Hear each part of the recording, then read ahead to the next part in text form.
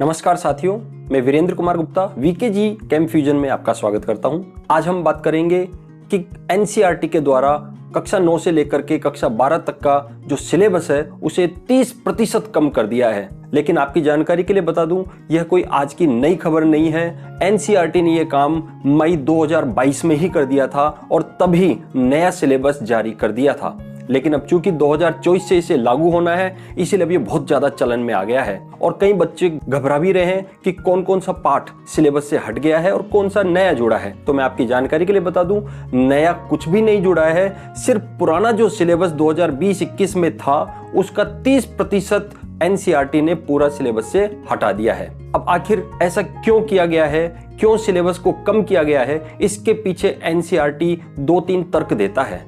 सबसे पहला तर्क एनसीईआरटी के द्वारा दिया जाता है कि कोविड-19 के कारण बच्चों के ऊपर साइकोलॉजिकली बहुत ज्यादा प्रेशर था अधिक कोर्स का, इसीलिए इस कोर्स को 30% कम किया जा रहा है। साथ ही साथ एनसीईआरटी बोल रहा है कि नई जो शिक्षा नीति है, नेशनल एजुकेशन पॉलिसी 2020, इसके अनुसार भी बच्चे स्वयं अपने तरीके से ज्यादा सीखे, अपने सहपाठियों के साथ सीखे, उसको ध्यान में रखते हुए भी बच्चों के सिर से बोझा कम करने का प्रयास किया जा रहा है। अब सिलेबस को कम करने के लिए मुख्य रूप से कौन कौन से बिंदुओं को ध्यान में रखा गया है जिसके आधार पर सिलेबस को कम किया गया है। ऐसा तो है नहीं कि जो मर्जी आए, जो जिस चैप्टर को हटा दिया और मर्जी आए जिसको रख लिया। तो कोई न कोई तार्किकता यहाँ पर जरूर रखी होगी एनसीईआरटी ने। उसी बिंदुओं पर आज हम चर्चा करते हैं और उस तार्किकता में सबसे पहली बात एनसीईआरटी बोलता है कि कई ऐसे टॉपिक है, कई ऐसी पाठ्य सामग्री है जो एक ही कक्षा में अलग अलग विषयों में पढ़ाई जा रही है। तो जो अलग अलग विषयों में पढ़ाई जा रही है उस पाठ्य सामग्री को अब की बार हटा दिया गया है। इसी प्रकार से दूसरे बिंदु में एनसीईआरटी के द्वारा कहा जाता है कि कोई पाठ्य सामग्री यदि किसी कक्षा में पढ़ाई जा रही है और उसी प्रकार की पाठ्य सामग्री यदि उससे छोटी कक्षा या उससे बड़ी कक्षा में भी पढ़ाई जा रही है तो उस पाठ्य सामग्री को भी सिलेबस से हटा दिया गया है। इसी प्रकार से तीसरे बिंदु पर वो फोकस करता है कि कठिनाई का स्तर का विशेष ध्यान रखा गया है। बच्चों के लेवल के अनुसार उन पाठों की कठिनाइयों को रखा गया है और जो ज्यादा कठिन है उनको वहां से हटा दिया गया है। इसी प्रकार सबसे महत्वपूर्ण बात एनसीईआरटी बोलता है कि पाठ्य सामग्री को कम करने के पीछे एनसीईआरटी का सबसे बड़ा तर्क यह है कि बच्चे स्वयं से सीख सके या अपने सहपाठियों के साथ वह अधिक से अधिक सीख सके बिना शिक्षकों की सहायता के। यह इसका सबसे महत्वपूर्ण बिंदु है जिसके आधार पर इस सिलेबस को कम किया गया है। और इसके अलावा एक और बात एनसीईआरटी बता रहा है कि वर्तमान परिप्रेक्ष्य में जिन चैप्टर्स का अब कोई औचित्य नहीं है उन चैप्टर्स को भी रिमूव कर दिया गया है। अब हम बात करते हैं कि कक्षा 12 के केमिस्ट्री सिलेबस से क्या क्या हटाया गया है। देखिए, कक्षा 12 की केमिस्ट्री की किताब को 2 भागों में बांटा गया है, केमिस्ट्री फर्स्ट और केमिस्ट्री सेकंड। और केमिस्ट्री फर्स्ट में 2 पार्ट होते हैं, एक फिजिकल केमिस्ट्री का और एक इनऑर्गेनिक केमिस्ट्री का। फिजिकल केमिस्ट्री से पहला पार्ट सॉलिड स्टेट केमिस्ट्री को कंप्लीटली हटा दिया गया है। इसको अब कक्षा 12 में नहीं पढ़ाया जाएगा।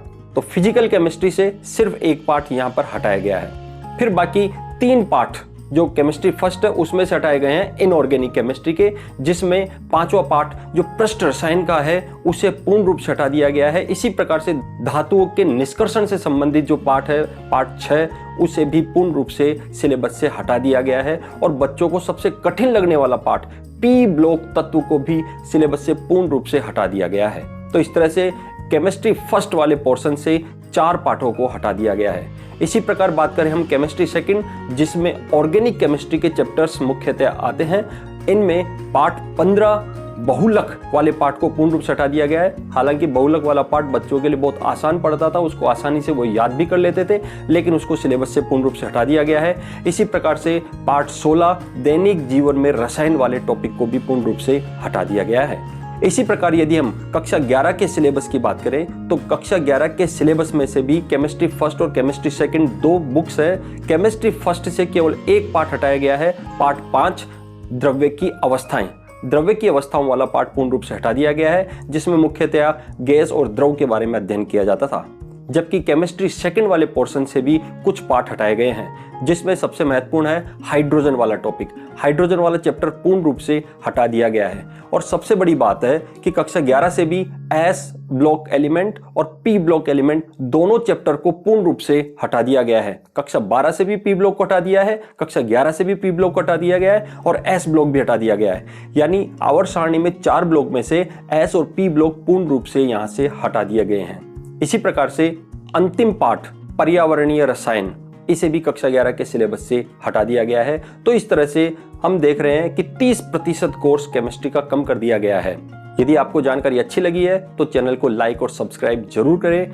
यदि आपको अन्य विषयों के बारे में भी जानना है कि कौन कौन सी पाठ्य सामग्री को सिलेबस से हटा दिया गया है, तो उसका लिंक मैं डिस्क्रिप्शन बॉक्स में दे दूंगा। आप वहां से डाउनलोड करके और सभी विषयों के बारे में जानकारी ले सकते हैं, विशेष रूप से कक्षा 11 और 12 की। धन्यवाद।